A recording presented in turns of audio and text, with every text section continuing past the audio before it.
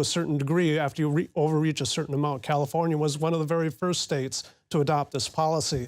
But to remonetize is a great way to say it, because gold and silver is money. There's no reason in the world why there should be sales tax associated with the purchase of gold and silver. And this is actually going to extend to the Oklahoma income tax, the taxable income portion of it. Just like we were talking about before, if you bought a house in the 70s and the median price of a house was maybe $20,000 and you sell it today at $200,000, that's just a reflection of the loss of purchasing power of the paper money. It doesn't mean that you've had an appreciation of $180,000. We're seeing that with gold and silver all the time as well. Hopefully there's going to be some bills passed in multiple states that are going to do this. I know they're trying to work one through in Arizona. It passed the House, but it hasn't cleared the Senate yet. One last question. Let's take a look at what's going to happen 17 days from now in Switzerland. It looks like they're going to go back and perhaps they want to get gold repatriated. They want their Swiss bank to hold it, not foreign banks. We've seen that movement in several different countries now. Germany has done the same thing. But the Swiss also want to take it one step further. Up until 2000, they used to have gold backing their currency up to 40%. They want to at least get back to half of that, to 20%. So it's going to be interesting to see that referendum. What do you think? It seems like the Swiss people are awake. Well, and obviously the Swiss are very conservative, but the reason why they want to get back to gold is because of the fact that their currency is going to become much more stronger than all the countries around them. And the Swiss have always been a country that has been solid, fiscally responsible. They're watching all these countries around them fall apart. They don't want that to happen to them. They back their currency with gold. All of a sudden, people want the Swiss currency rather than the euro or something else. That's great. Well, thank you so much for joining us today. It's really been interesting. It's going to be interesting to see as people are waking up, and we have even former chairs of the Federal Reserve talking about how there's nothing else quite like gold. Well, it certainly tells you that you should be getting into gold if Alan Greenspan, the chair of the Federal Reserve System, is doing it. So that's right. He's accumulating it, so that's a pretty good recommendation. Well, that's it for tonight. If you're watching this on YouTube, please consider subscribing to our YouTube channel. And if you're not a subscriber to Prison Planet TV, please consider that, supporting our operation. You'll be able to share that with 11 people. They can watch the news as it's happening each night, and you'll have access to all of Alex Jones's documentaries. We'll be back Monday through Friday, 7 Central, 8 p.m. Eastern.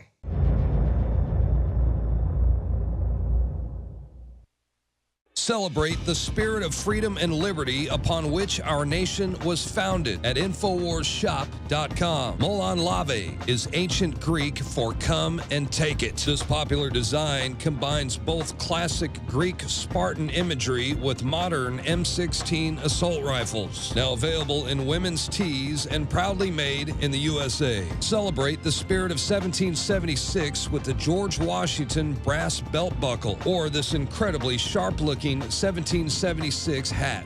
Badass. And be sure to check out the new arrivals at INFOWARS Life, where you can prepare your body to perform at peak levels with Survival Shield Nascent Iodine, Super Male Vitality, and Fluoride Shield. And wake up, America. Immune Support Blend is the healthy choice for the gourmet coffee lover. So get incredibly high-quality, freedom-based products and help fund the revolution at INFOWARSShop.com.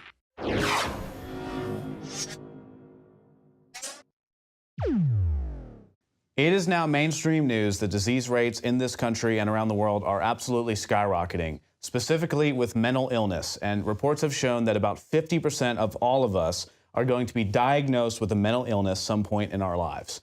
And what that means is Big Pharma is making money. But specifically, there is a root cause for all of this mental illness.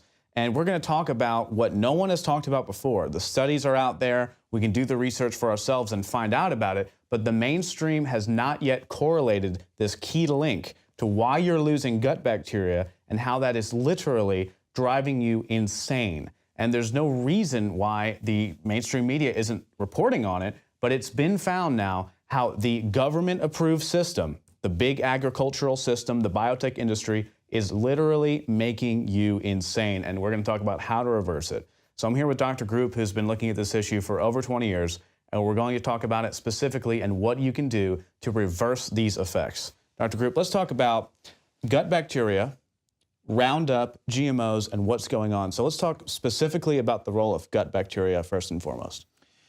The role of gut bacteria is probably the most important part in the human body. If you look at the soil is composed of bacteria that produce different types of nutrients and vitamins.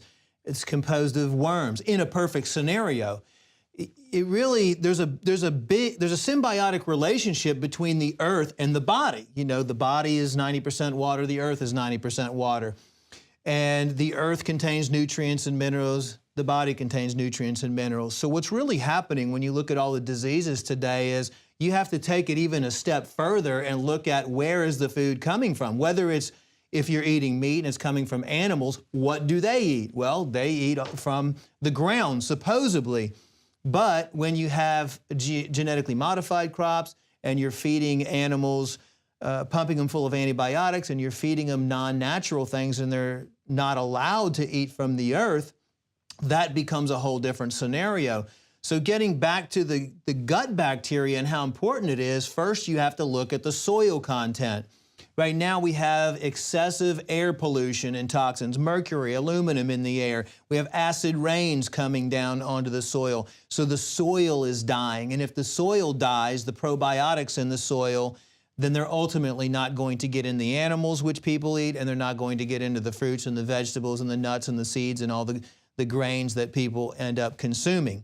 Not only that, but people are washing their vegetables, washing the meat, everything to kill the natural probiotics. So if you have an organic garden, if you have the proper soil probiotics, then you're going to have the proper nutrients in your system.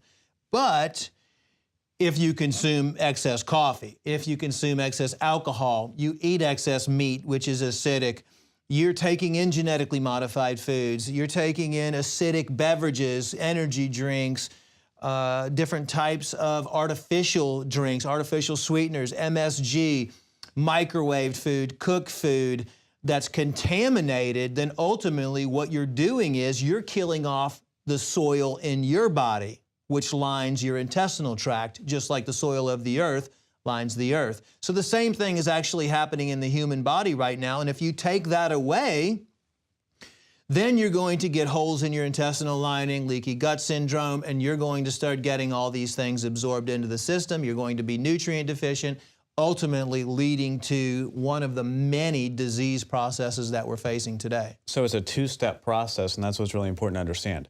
First, they're depleting the soil, depleting the crops of probiotic bacteria because they're not tilling it properly, they're destroying it overall.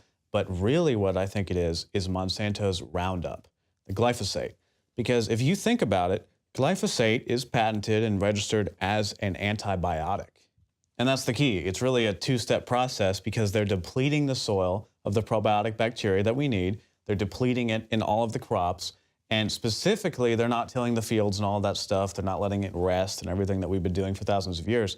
But I think the number one key is Monsanto's Roundup with glyphosate in it. Because if you look at the patent, Monsanto owns the patent for glyphosate, which is used in Roundup. It's actually registered as, sure, an herbicide, but also mainly an antibiotic. And what do antibiotics do? They kill beneficial bacteria.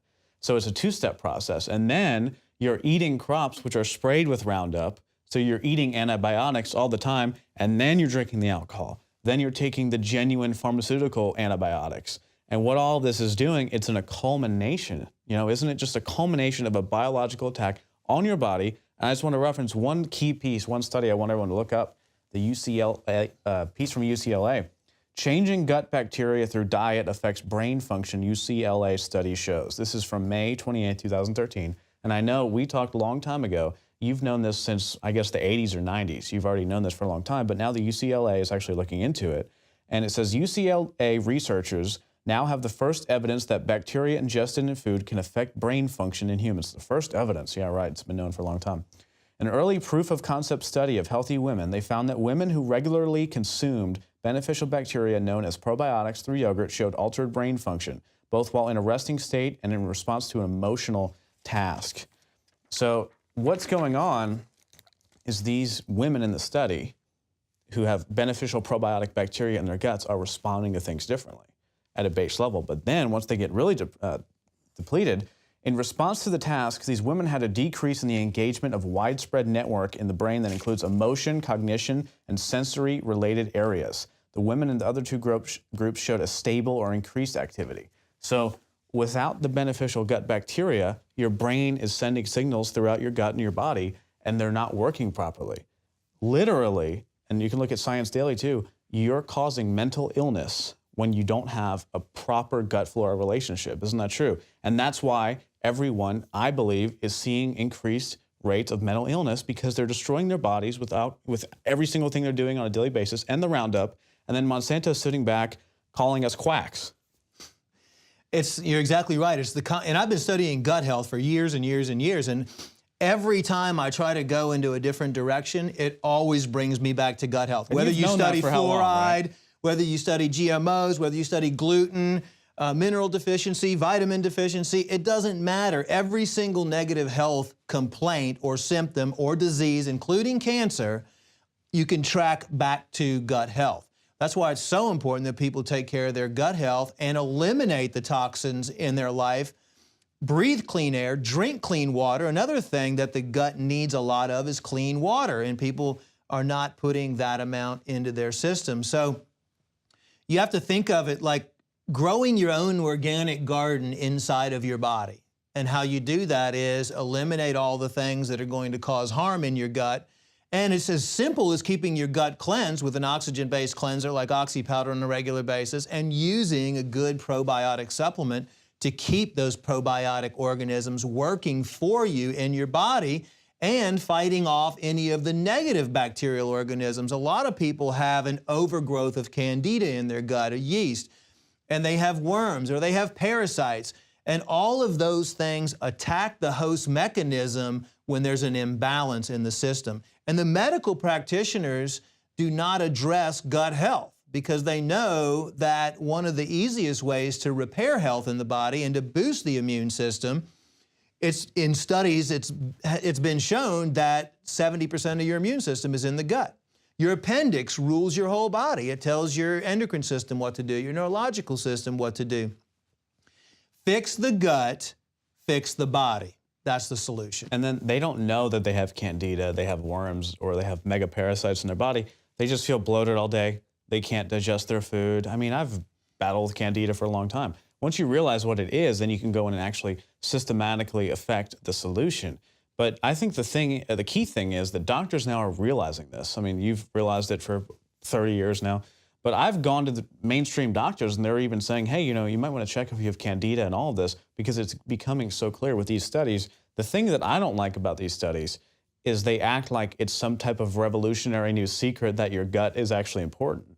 Of course it's important. Of course gut flora is so essential. We've known that for thousands of years. That's why we treat the crops the way we do. We treat the soil the way we do. We just didn't know thousands of years ago that it was these little microorganisms that were fueling our body in every way and giving us energy and life. We just thought, you know, if we let the soil rest for a while and regrow its magical properties, then we can have better crops. We've known it for so long. Now the science just says, oh, that's phooey. And then, oh, actually, did you know probiotics are actually good for you? This revolutionary new study, it's hilarious. So how long have you been saying this before this was even come out in 2013? Oh, well, I was studying manuscripts from ancient Egyptians, and you can look in any biblical text or any type of religious text, and they all talk about the importance of the gut, and that's why they would go on fast for a certain amount of time. Still, some cultures today fast 1 day a week on water. There's been studies that show that just 1 day out of the week, if you fast on water, supports probiotic growth, friendly probiotic growth in your bowel. But if you constantly kill all those bacteria off, look at the water supply, okay? The public water supply. It's got fluoride, it's got chlorine, it's got arsenic in it, it's got medications residue in it. Just drinking, going to a restaurant or going to a coffee shop and getting the latte that you want to drink every single day, the chemicals in that alone will kill off the gut bacteria. Well, you know why they say sodium fluoride is good topically, which is not, is because it kills the bad bacteria in your teeth. Well, when you swallow it, what bacteria do you think it's killing in your gut? And then they have antibiotics in the water supply because everyone's on all these pills, and then you're drinking that all day long. So let's talk about solutions. Let's narrow down a few key solutions that you think are essential to reigniting gut flora. What are they? Solutions is switch to an organic diet. Number one, you want to reduce the amount of toxins that you're putting in